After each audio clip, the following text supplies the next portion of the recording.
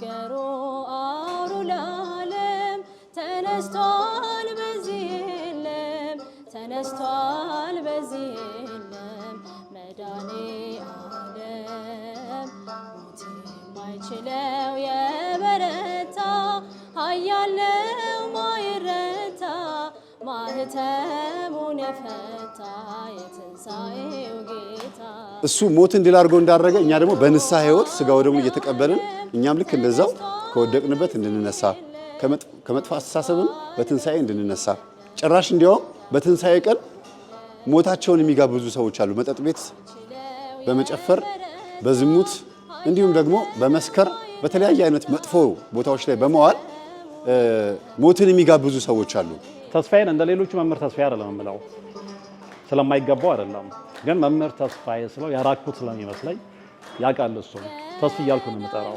ዛሬ ከብዙ ወንድሞች መካከል ላይ እንደ ልብ የሚሆንለት ለእግዚአብሔር እንደ ልብ የሚሆንለት አንድ ዳዊት ተስፍሽ ተገኝቷል። አሁንም እናንተም በጸሎት ጸልዩለት ለተስፍሽ። እናንተ መምህር ብትሉ እኔ ተስፍሽ ነው የምለው፣ አልቀይረውም። ሞት ማለት አንድም መውደቅ ነውና ከዛ ህይወት ውስጥ መምህር ነበር እኔን ድልድይ አድርጎ ያነሳኝ ከነ ቤተሰቤ።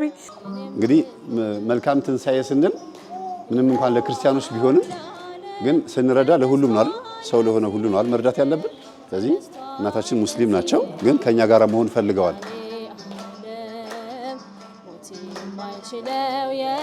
ዋኒ ስንታከን አጋን ማራ ስንታከን ኑጋማቺፍተኒ ገመዳ ዋኒ ለሁርቡ ፊ ስንታርጫሱ እሲ ቁባ ዱፋ ረቢ ስንያከን ከትቢያ ላይ የተነሳ ነው ከብነ ቤተሰቤ በሱ ትምህርት ነው። ስላሻገር ከለዘላለም በመቃብር ሞት ይዝ ዘንድ ከቶ አልቻለም።